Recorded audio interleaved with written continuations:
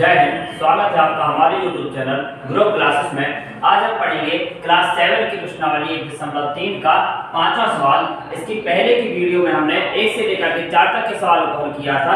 यदि आपने ये सवाल नहीं सीखे हैं तो लिंक हम डिस्क्रिप्शन में दे दी है, आप उस लिंक पर जाकर के उन सवालों को सीख सकते हैं।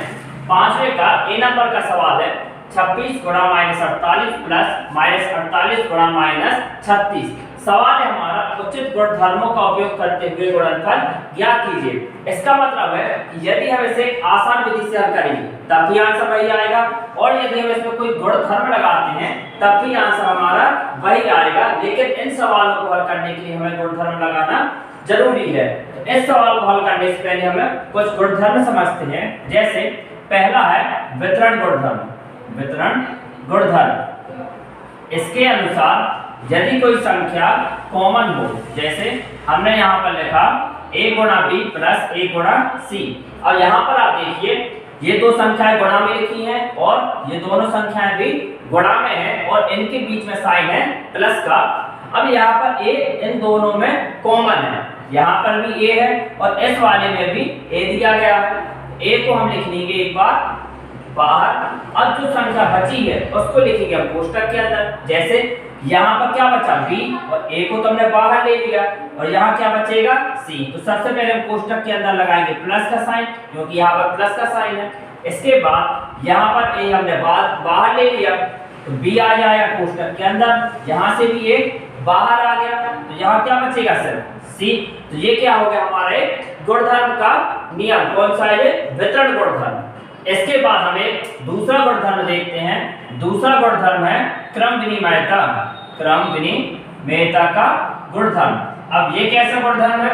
यदि कोई संख्या गुणन में लिखी हो, यदि कोई संख्या क्या लिखी हो गुणन में, तो यदि हम इनका क्रम बदल दें, क्रम बदलने का मतलब है जैसे यहाँ पर हम पहले b लिख दें, a को हम बीच में लिख दें और c को हम बाद में लिख दें, तब भी हमारे उत्तर में कोई भी परिवर्तन नहीं आएगा। जैसे यहाँ लिखा हमने 4 गुणा 3 गुणा 5, ठीक है। अब यदि हम इसमें क्रम विनिमयता लगाते हैं तो संख्या का बदल देंगे हम क्रम।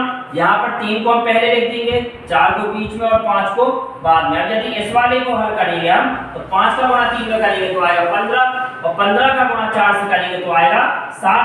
अब यहाँ पर 5 का गुणा 4 से करेंगे तो आएगा 20 और 20 का गुणा 3 से करेंगे तो आएगा 60। तो कहने का मतलब है कि यदि क्रम बदल दें तब भी हमारे उत्तर में कोई परिवर्तन नहीं होगा। तो एक नियम होगा हमारा क्रम विनिमयता और एक नियम होगा यहाँ पर हमारा वितरण गुणधर्म। तो इस वाले सवाल में हमें पहला नियम लगाना है। यहाँ पर आप देखिए -48 और -48 इस पूरी संख्या में ये दोनों लिखे हैं गुणा में, बीच में प्लस का साइन है और ये दोनों भी गुणन में लिखे हैं। तो सबसे पहले हमने देखा कि कौन सी संख्या है जो कॉमन है दोनों में। तो यहाँ पर -48 और यहाँ भी -48, ये कैसा हो गया इसमें कॉमन। तो यहाँ पर हम पहले लिख देंगे वितरण गुणधर्म। यहाँ पर लिख देंगे हम a कोष्टक के अंदर b प्लस c बराबर a का गुणा हो जाएगा b से, ab प्लस a का गुणा हो जाएगा c से तो आ जाएगा ac। इस नियम का नाम क्या है? वितरण गुणधर्म। इस नियम का नाम है वितरण गुणधर्म। अब इस नियम के अनुसार हम सवाल को हल करेंगे। तो यहाँ पर आप देखिए -48 को हम क्या कर देंगे कोष्टक के बाहर, जैसा यहाँ पर दिया गया है। अंदर कोष्टक के क्या आएगा? यहाँ पर क्या का साइन है प्लस का, तो कोष्टक के अंदर हमने प्लस का साइन लगा दिया। अब -48 यदि हमने बाहर लिख दिया, अंदर क्या बचेगा 26। -48 को बाहर ले चुके, अंदर बचा हमारा 26। प्लस का साइन यहाँ था तो हमने यहाँ पे प्लस लगा दिया। यहाँ से भी -48 कहाँ आ गया कोष्टक के बाहर, इस तरफ क्या बचेगा -36। इसके बाद अब हम कोष्टक को हल करेंगे। कोष्टक हल या कोष्टक हटाने का मतलब होता है गुणा करना। तो प्लस का गुणा यदि माइनस से होगा तो यहाँ आ जाएगा -36। कोष्टक हटाने का मतलब होता है हमेशा कि हमें गुणा करना है। तो प्लस का गुणा हमने माइनस से किया तो आ जाएगा माइनस। अब यहाँ आएगा -48, 36 में से घटाएंगे 26 को, 6 में से 6 गया बचा 0, 3 में से 2 जाएगा तो बचेगा 1। अब इन दोनों में माइनस की संख्या बड़ी है, यहाँ 26 का है प्लस का और 36 है यहाँ पर माइनस का। तो जो संख्या बड़ी होती है साइन भी उसी का आएगा। तो 36 यहाँ माइनस का है तो यहाँ का साइन आएगा माइनस, ये लिखा है अभी कोष्टक के अंदर। अब हमें फिर से कोष्टक हटाने की जरूरत है, तो कोष्टक हटाने का मतलब होता है गुणा करना। तो यहाँ पर हम करेंगे इनका गुणा। तो यहाँ आप देखिए -48 है, कोष्टक के बाहर माइनस का 48, इसका गुणा जब हम -10 से करेंगे, कोष्टक हटाने का मतलब होता है गुणा करना। कोष्टक हटाया तो चिन्ह का एक आ जाएगा यहाँ पर गुणा का, यहाँ क्या है और माइनस का 10।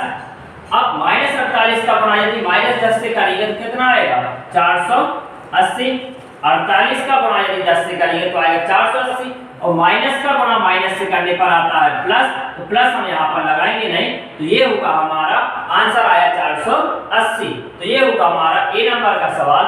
इसके बाद बी नंबर का सवाल है 8 गुणा 53 गुणा माइनस का 125।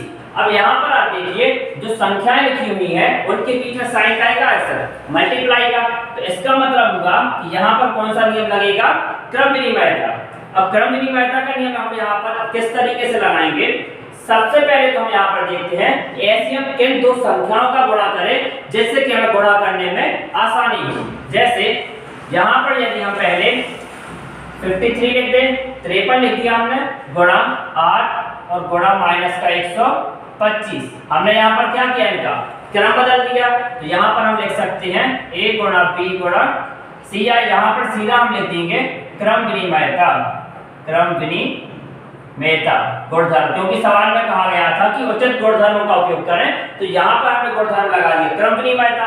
अब वो किस तरीके से लगाया, यहाँ पर 53 लिखा था बीच में, 53 को लिख दिया हमने आगे, 8 लिखा था आगे तो इसको लिख दिया हमने बीच में। अब ऐसा क्यों किया, ये हम आगे हम करेंगे तो आपको समझ में आ जाएगा।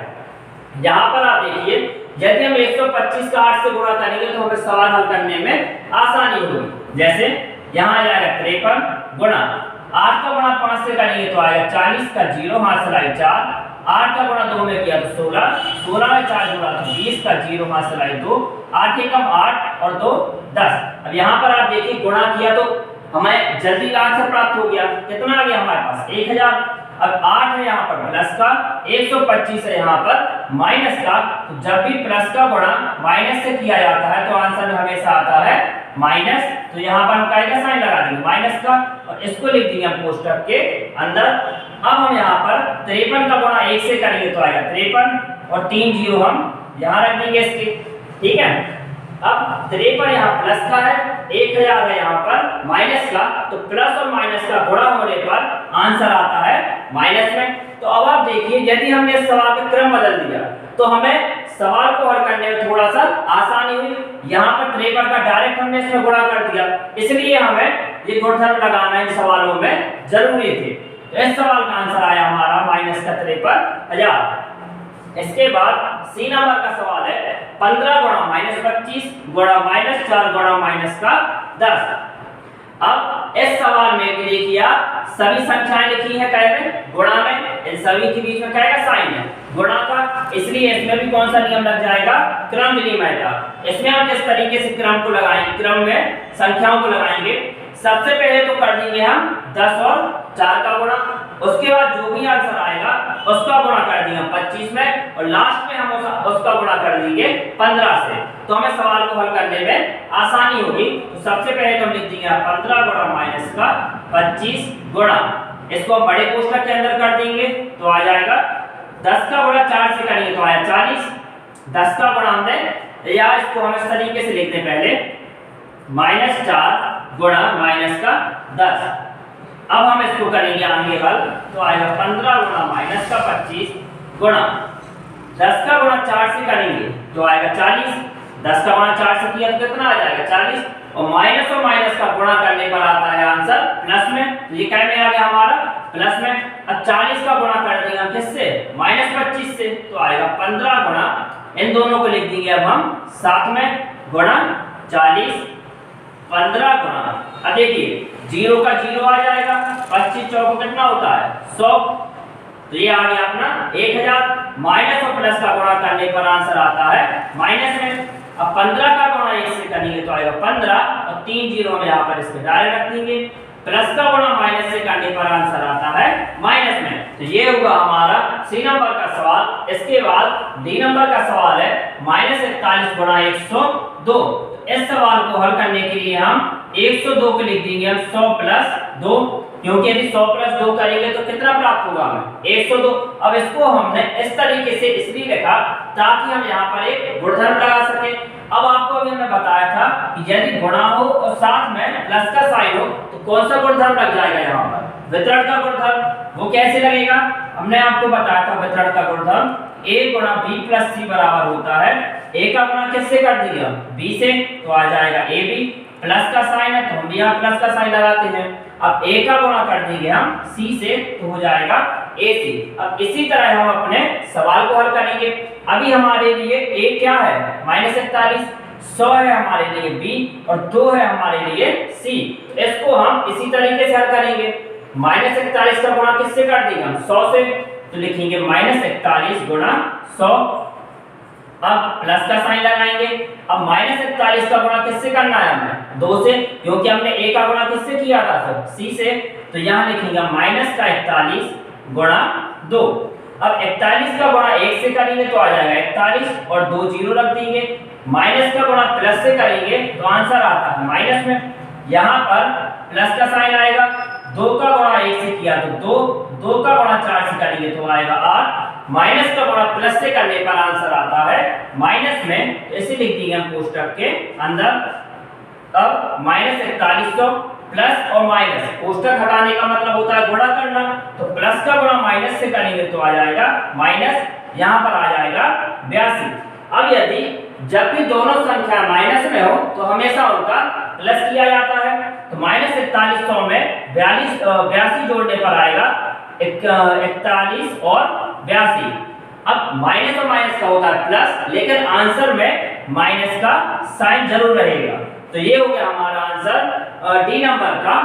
इसके बाद ई नंबर का सवाल है 625 गुणा -35 प्लस -625 गुणा 65। तो यहाँ पर आप देखिए ये दोनों संख्याएं गुणा में है और ये दोनों संख्याएं भी गुणा में है और इनके बीच में है प्लस का साइन। इसका मतलब है कि यहाँ पर हम लगाएंगे वितरण का गुणधर्म। तो वितरण का गुणधर्म क्या था कि जो संख्या कॉमन है उसको लिख देंगे हम कोष्टक के बाहर। जैसे यहाँ पर हम लिख देंगे a को लिखिए हम कोष्टक के बाहर, अंदर आएगा b प्लस c बराबर a का गुणा b से तो ab प्लस a का गुणा c से करेंगे तो आ जाएगा ac। अब इसी तरह हम अपने सवाल को हल करेंगे।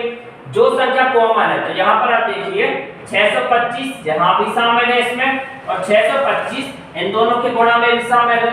बस अंतर सिर्फ इतना है, यहाँ पर 625 है प्लस का तो यहाँ पर 625 है माइनस का, तो हम कॉमन लेंगे सर प्लस का 625। यहाँ पर लिखा है 625 कोष्टक के बाहर, अंदर क्या बचेगा 625 तो यहाँ बाहर आ गया, यहाँ पर अंदर बचा माइनस का 35, प्लस का साइन है तो यहाँ भी प्लस का साइन आएगा। अब आप यहाँ पर देखिए 625 तो आ गया था कोष्टक के बाहर, तो अंदर क्या बचा था यहाँ पे माइनस। माइनस तो हमने कॉमन लिया नहीं था क्योंकि इस वाले में माइनस है नहीं, तो यहाँ पर क्या बचा था माइनस। अब माइनस का गुणा किससे करेंगे हम 65 से, तो यहाँ क्या आ जाएगा माइनस का 65, क्योंकि अभी यहाँ प्लस का 65 है और माइनस का गुणा जब प्लस से होता है तो आ जाएगा माइनस, तो यहाँ लिख देंगे हम 65। एक बार फिर से आप देखिए यहाँ पर 625 को ले लिया हमने कोष्टक के बाहर, यहाँ पर 625 है प्लस का तो यहाँ पर क्या बचेगा सर माइनस का 35, प्लस साइन है तो यहाँ भी प्लस आएगा। अब यहाँ पर हमने सिर्फ 625 को कोष्टक के बाहर लिया तो अंदर क्या बचा था माइनस। अब माइनस का गुणा किससे कर दिया 65 से, तो आ जाएगा माइनस का 65। अब यहाँ पर हम करेंगे कोष्टक को हल तो आएगा, यहाँ पर आप देखिए -35। अब प्लस और माइनस का गुणा होगा, कोष्टक हटाने का मतलब होगा गुणा करना, प्लस का गुणा माइनस से करेंगे तो आएगा माइनस, यहाँ अंदर बचेगा 65। अब जब भी दोनों संख्याएं माइनस में हो तो उनका हमेशा किया जाता है प्लस, तो 5 का गुणा 5 से करेंगे तो आएगा 10, 6 में 3 जोड़ा तो 9 और 1 हासिल तो आया 100, तो आ जाएगा यहाँ पर 10। अब जब भी माइनस और माइनस का प्लस होता है तो आंसर में हमेशा आता है माइनस, तो यहाँ आ गया माइनस का 100। अब कोष्टक हटाने का मतलब होता है हमेशा गुणा करना, तो यहाँ लगाएंगे गुणा का साइन, तो यहाँ आ जाएगा माइनस का 100। 625 का गुणा 1 से करेंगे तो आएगा 625 और 2 जीरो रख देंगे इसके हम, प्लस का गुणा माइनस से करने पर आंसर आता है हमेशा माइनस में, तो ये हो गया हमारा ई नंबर का सवाल। इसके बाद एफ नंबर का सवाल है 7 गुणा 50 माइनस 2। तो इसमें लगेगा वितरण का गुणधर्म। वो कैसे लगाएंगे, जैसे यहाँ पर आप देखिए a गुणा b, अभी हमने वितरण का गुणधर्म लगाया था तो कोष्टक के अंदर क्या आया था प्लस। अब यहाँ पर माइनस का साइन है तो हम भी यहाँ पर क्या लगा देंगे माइनस, और यहाँ लिख देंगे c बराबर a का गुणा b से करेंगे तो आएगा ab, माइनस साइन है तो यहाँ माइनस आ जाएगा, a का गुणा c से करेंगे तो आ जाएगा ac।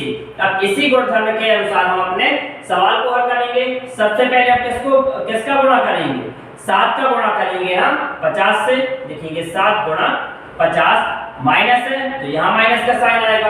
अब 7 का गुणा कर देंगे हम 2 से, 7 का गुणा किससे करेंगे हम 2 से, इसका इन दोनों का गुणा किया तो आएगा 350 माइनस 7 यूनिट 14।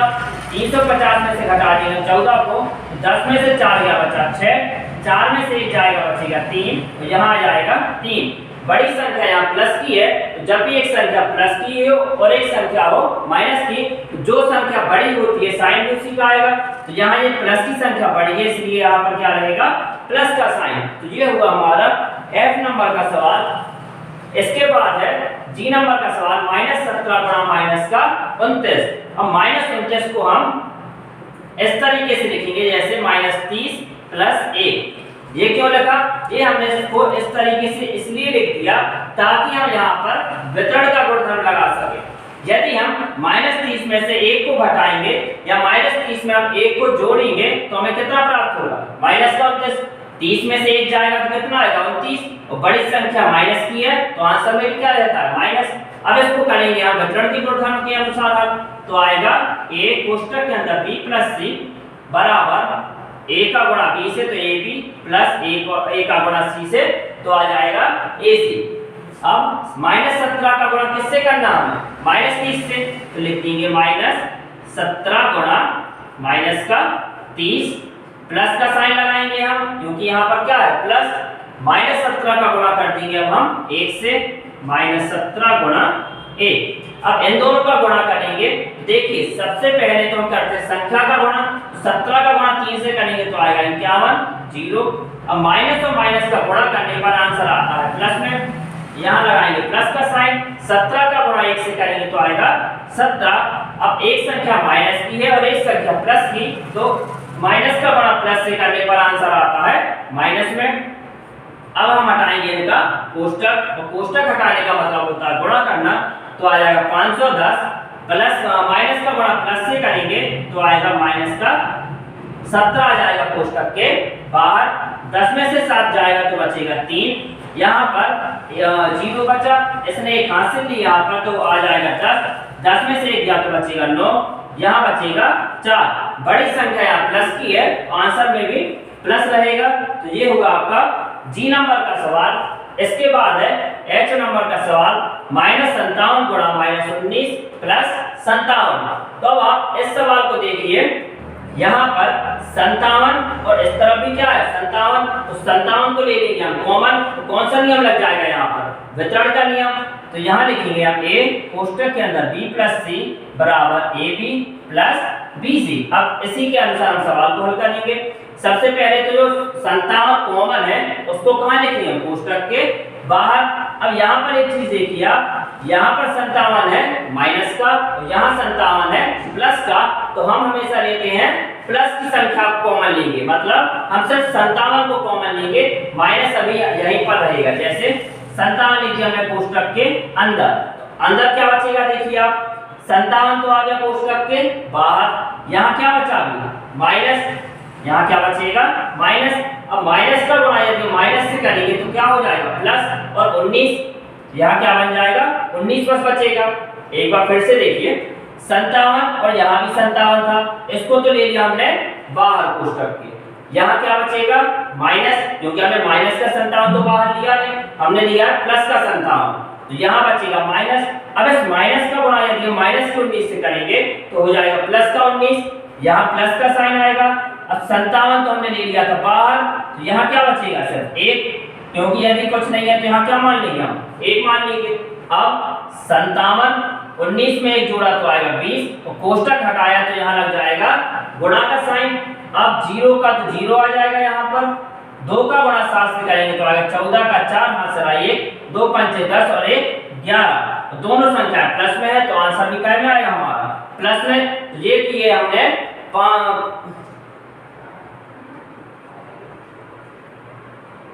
तो ये होगा हमारा H नंबर का सवाल।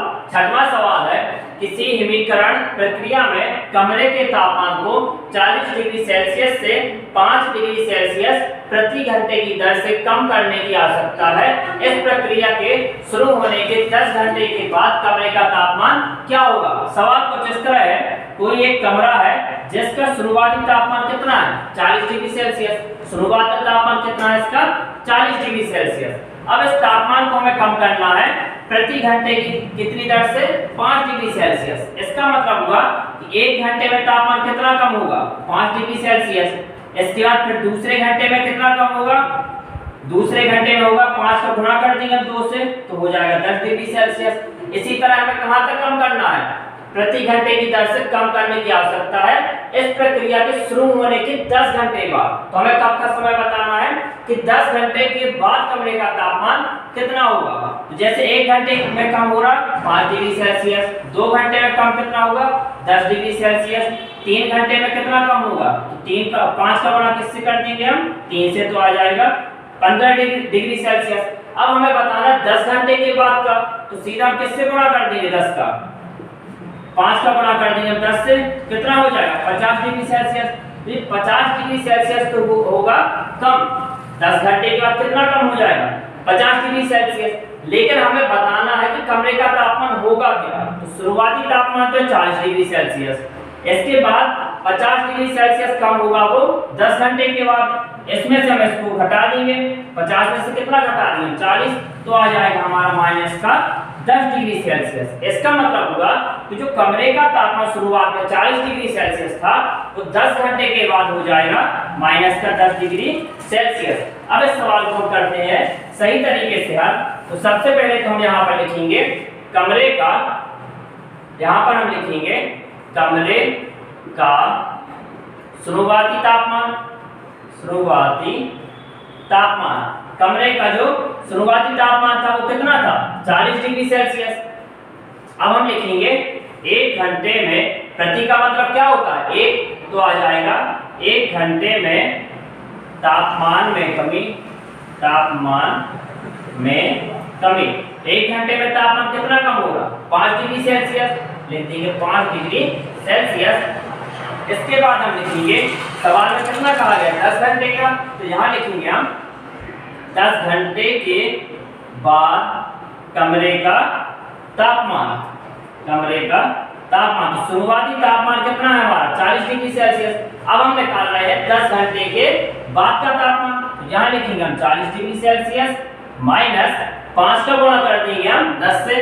क्यों करेंगे वो मैंने आपको बताया है, यदि 1 घंटे में 5 डिग्री सेल्सियस कम होगा तो 2 में कितना हो जाएगा 2 से गुणा कर देंगे तो आएगा 10, 3 में तो 3 से गुणा कर देंगे तो 15। इसी तरह हमें 10 का निकालना है तो 10 का गुणा कर देंगे 5 से तो आ जाएगा 50। तो यहाँ पर कितना आ जाएगा 10 घंटे के बाद 50 डिग्री सेल्सियस। अब 50 में से 40 जाएगा तो बचेगा 10 डिग्री सेल्सियस।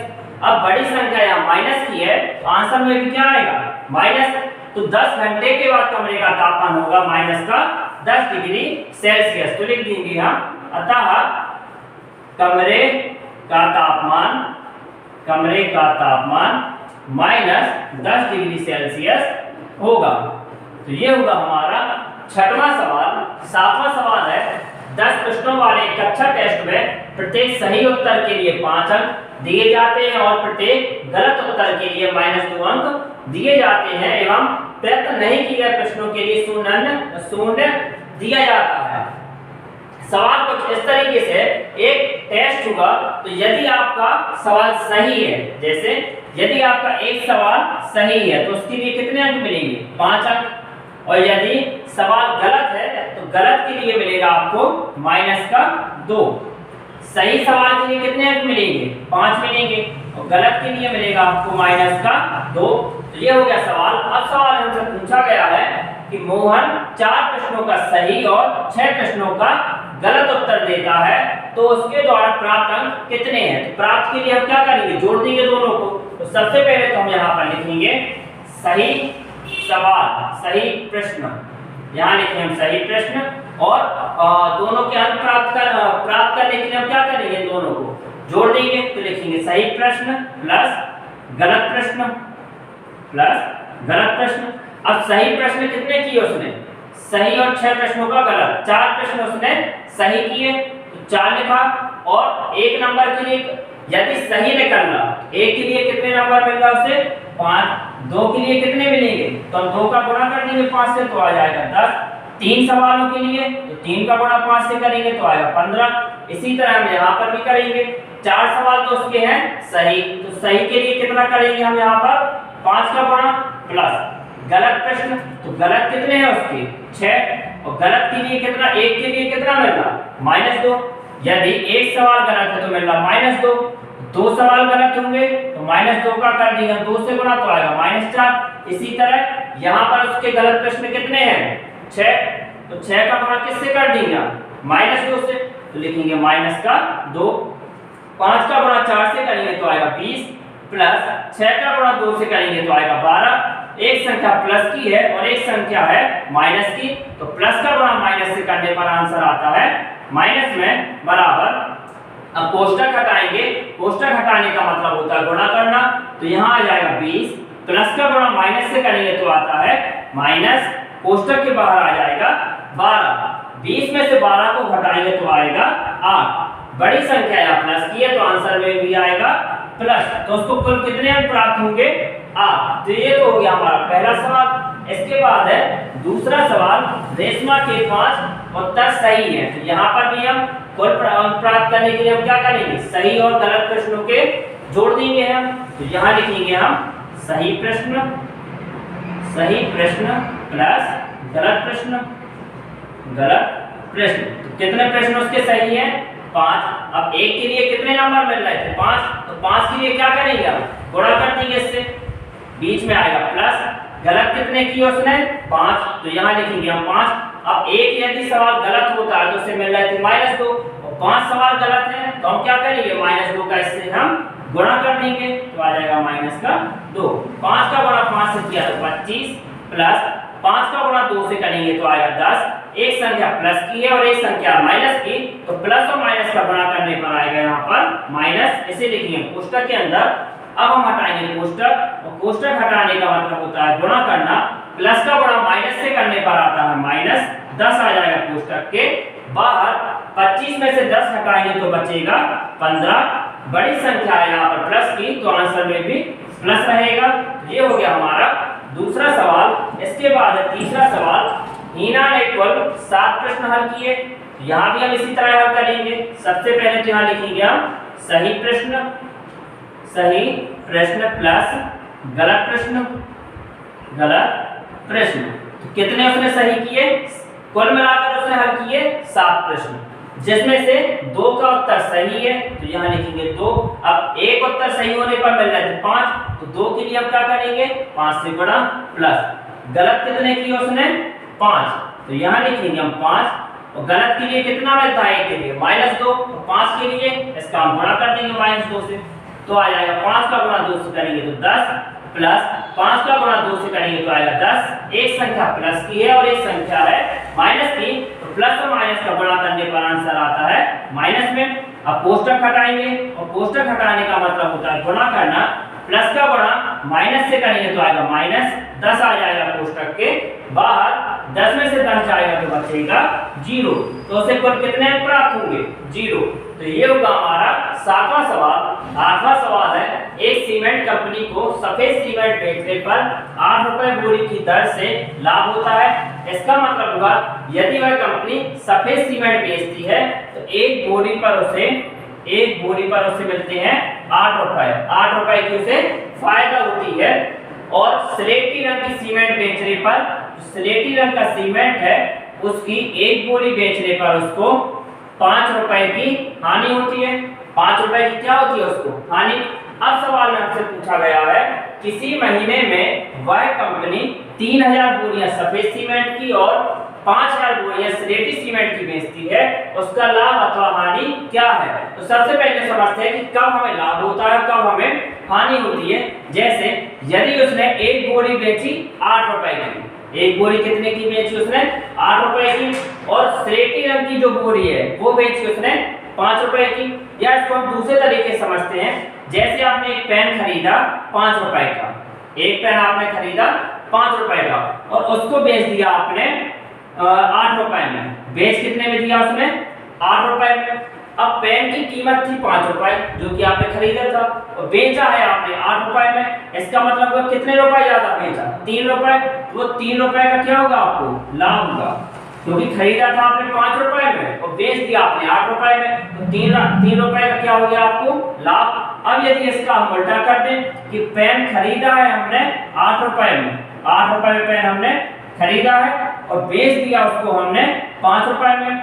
बेचा कितने में हमने 5 रुपए में। तो यहाँ पर आप देखिए खरीदा तो आपने ज्यादा में है और बेचा आपने कम में है, तो कितने रुपए की हानि हुई आपको 3 रुपए की हानि हुई। इसका मतलब होगा यदि हम कोई सामान खरीदते हैं और यदि हम उसको उससे अधिक दाम पर बेचते हैं तब हमें क्या होता है उसका लाभ, यदि कम दाम पर बेचते हैं तो होती है हमें हानि। अब हम करेंगे अपने सवाल को हल। तो सवाल में हमसे पूछा गया है कि किसी महीने में वाई कंपनी 3000 बोरियां सफेद सीमेंट की। तो सबसे पहले तो हम निकालते हैं 3000 बोरियों की कीमत। यहां लिखेंगे हम सफेद सीमेंट की 3000 सफेद सीमेंट की 3000 बोरियों पर लाभ। लाभ क्यों लगा, क्योंकि हमें कहा गया है कि सफेद सीमेंट पर बेचने पर उसे 8 रुपए प्रति बोरी की दर से लाभ होता है। तो 3000 बोरी पर उसे कुल कितना लाभ होगा 3000 का गुणा कर देंगे हम 8 से। तो यहाँ आ जाएगा 3000 गुणा 8, तो कितना आ जाएगा 8 की 24 और 3 0। तो ये 24000 का उसे क्या होगा लाभ होगा सफेद सीमेंट की जब वो 3000 बोरियां बेचेगा। अब हानि उसे किस पर हो रही है स्लेटी सीमेंट पर। बेची कितनी है उसने बोरी 5000, तो हम 5000 का गुणा कर देंगे यहाँ पर 5 से, तो हमें पता चल जाएगा कि स्लेटी सीमेंट की 5000 बोरी बेचने पर उसको कितने रुपए की उसे हानि हुई। तो यहाँ लिखेंगे हम स्लेटी सीमेंट की 5000 बोरियों पर हानि। तो हानि कैसे निकालेंगे हम, बोरियां कितनी बेची उसने 5000, लिखेंगे 5000 और गुणा किससे कर देंगे हम 5 से, क्योंकि स्लेटी रंग की जो बोरियां हैं उस पर हानि हो रही है उसे 5 रुपए की एक बोरी पर हानि कितनी हो रही है 5 रुपए की। तो हमें निकालना है 5000 बोरी पर, तो लिखेंगे 5000 गुणा 5, तो आ जाएगा 25,000 रुपए। तो उसे 3000 बोरियों पर लाभ होगा 24000 का और 5000 बोरियों पर हानि हुई उसे 25000 की। तो अब यहाँ पर आ देखिए हानि अधिक है, तो हम लिखेंगे अब हानि बराबर कितने रुपए की हानि होगी, तो 25000 में से हम 24000 को घटा देंगे, आएगा 25000 माइनस 24000। तो कितने रुपए की हानि होगी उसे 1000 रुपए की हानि हुई। तो ये होगा हमारा ए नंबर का सवाल। अब बी नंबर का सवाल है यदि बेची गई स्लेटी सीमेंट की बोरियों की संख्या 6400 है, तो स्लेटी रंग का जो सीमेंट है उनकी बोरियों की संख्या कितनी है 6400। तो कंपनी को स्लेटी सीमेंट की कितनी बोरियां बेचनी चाहिए ताकि उसे ना तो लाभ हो और ना ही हानि। मतलब सवाल का ये है कि जो स्लेटी सीमेंट की बोरियां है वो कितनी बेचे ताकि उसे ना तो लाभ हो और ना ही हानि। इसका मतलब क्या होगा कि लाभ और हानि कैसे हो एक दूसरे के बराबर, तभी तो इसका अर्थ निकलेगा कि ना तो उसे लाभ हो और ना ही हानि। तो इसका मतलब होगा लाभ और हानि कैसे हो जाए बराबर। तो यहाँ पर हम लिखेंगे स्लेटी सीमेंट की बोरियों की संख्या, स्लेटी सीमेंट की बोरियों की संख्या कितनी दी गई है सवाल में 6400। अब हम निकालेंगे कि उसे स्लेटी सीमेंट की बोरियों पर कितने रुपए की हानि हुई। यहाँ लिखेंगे हम हानि बराबर अब आप देखिए एक बोरी पर हानि होती है उससे 5 रुपए की, तो 6400 बोरियों पर हानि निकालने के लिए अब क्या करेंगे, 5 का गुणा कर देंगे इसमें, तो आ जाएगा 6400 गुणा 5 बराबर 2 जीरो, 5 का गुणा 4 से किया तो 20 का जीरो हाथ सिलाई 2, 5 छक्का 30 और 2 32। इसका मतलब होगा उसे यदि वह 6400 बोरियां बेचता है स्लेटी सीमेंट की तो उसे 32,000 रुपए की हानि होगी। अब सवाल में था कि ना तो उसे हानि हो और ना ही लाभ हो, तो हम इसका मतलब क्या हुआ कि लाभ और हानि बराबर हो, तो लाभ उसे किस पर हो रहा था, सफेद सीमेंट की बोरियों पर, लेकिन यहाँ पर सफेद सीमेंट की बोरियों की संख्या नहीं दी गई। तो जब भी कोई संख्या ज्ञात होती है उसको हम क्या मान लेते हैं, x। तो यहाँ पर हम लिखेंगे माना कि सफेद सीमेंट की बोरियों की संख्या कितनी मान लेंगे हम यहाँ पर, x। अब यदि उसे एक बोरी पर लाभ होता है 8 रुपए का, तो x बोरियों पर कितना होगा, 8 का गुणा कर देंगे हम x से, तो आ जाएगा लाभ बराबर x गुणा 8 रुपए, उसे इतने रुपए का लाभ होगा। अब ना तो से लाभ हो और ना ही हानि हो, इसका मतलब क्या होगा कि लाभ को बराबर किससे कर देंगे हम, हानि से। तो यहाँ हम लिखेंगे लाभ बराबर हानि, तो लाभ कितने का हो रहा है उससे, x गुणा 8, तो यहाँ लिखेंगे हम x गुणा 8 बराबर हानि कितने रुपए की हुई उसे, 32,000 आ जाएगा यहाँ पर 32,000।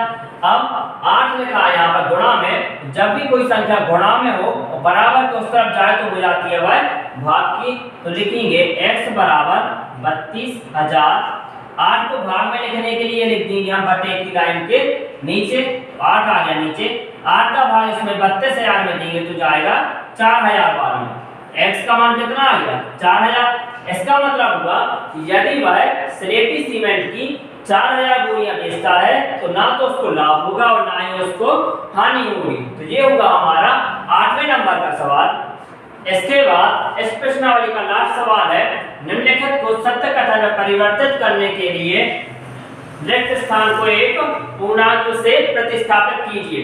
पहला है -3 गुणा खाली स्थान बराबर 27। इसका मतलब है कि -3 में हम किस संख्या का गुणा करें ताकि हमें 27 प्राप्त हो जाए। सबसे पहले तो आप यहाँ देखिए, यहाँ ये संख्या माइनस की है और आंसर क्या में आना है हमारा, प्लस में। तो प्लस में आंसर कब आता है, जब दोनों संख्या क्या में हो, माइनस में। इससे हमें पहली चीज पता चली कि जिस भी संख्या का गुणा करेंगे वो क्या की होगी, माइनस की। अब 3 में हम किस संख्या का गुणा करने के हमें 27 प्राप्त हो, तो यदि 3 में हम -9 का गुणा करेंगे तो हमें 27 प्राप्त हो जाएगा। 3 9 27, माइनस और माइनस का गुणा होगा तो आंसर आएगा हमारा प्लस में। बी नंबर का सवाल है 5 गुणा खाली स्थान बराबर -35। अब यहाँ पर आप देखिए आंसर क्या में लाना है हमें, माइनस में। अभी यहाँ पर क्या में है ये, प्लस में। अब एक कंडीशन होती है जब प्लस का गुणा माइनस से किया जाता है तब आंसर क्या में आता है, माइनस में। इससे हमें पता चल गया कि यहाँ जो भी संख्या आएगी वो क्या की होगी, माइनस की, तब हमें आंसर क्या में प्राप्त होगा, माइनस में। अब 5 में यदि हम गुणा कर देंगे 7 का तो मिल जाएगा हमें 35, 5 7 35, प्लस और माइनस का गुणा होगा तो आंसर आएगा माइनस में। सी नंबर का सवाल है खाली स्थान गुणा -8 बराबर माइनस का 56। अब यहाँ संख्या माइनस में है और आंसर में भी माइनस है, तो यहाँ इसका मतलब क्या होगा कि प्लस का गुणा यदि हम माइनस से करेंगे तब हमें माइनस प्राप्त होता है। इसका अर्थ है कि यहाँ जो भी संख्या आएगी वो क्या की होगी, प्लस की। अब 8 में यदि हम 7 का गुणा कर दें, 7 8 कितना होता है 56। अब ये 7 हमें कैसे प्राप्त होगा, आप यदि 8 का भाग 56 में देंगे तो कितनी बार में जाएगा, 7 बार में। और 8 और 7 का यदि हम गुणा कर देते हैं तो हमें 56 प्राप्त हो जाएगा, इसलिए हमने यहाँ लिखा 7 7 8 56, प्लस और माइनस का गुणा हुआ तो आंसर आएगा माइनस में। अब डी नंबर का सवाल है खाली स्थान गुणा -12 बराबर 132। अब इस बार हमें आंसर चाहिए है प्लस में, तो प्लस में आंसर कब आता है, जब दोनों संख्या क्या में हो, माइनस में। माइनस का गुणा माइनस से करने पर प्राप्त होता है हमें प्लस। इससे हमें पता चला कि यहाँ जो भी संख्या आएगी वो क्या में होगी, माइनस में। अब 12 का भाग यदि हम 132 में देते हैं तो कितनी बार में जाएगा, 12 एकम 12, 3 में से 2 बचा 1, 2 और 12 एकम 12, कितनी बार में गया, 11 बार में, और 12 का गुणा यदि हम 11 से कर देते हैं तो हमें मिल जाएगा 132। तो यहाँ पर हम क्या लिख देंगे, अब 11 का गुणा 12 से करेंगे तो आ जाएगा 132, और माइनस का गुणा माइनस से करेंगे तो हमें आंसर मिलेगा प्लस में। तो आज हमने पढ़ा प्रश्नावली 1.3 के 5 से लेकर के 9 तक के सवालों को। यदि आपको सभी सवाल अच्छे से समझ में आए हो तो वीडियो को लाइक, शेयर और चैनल को सब्सक्राइब जरूर करें। जय हिंद।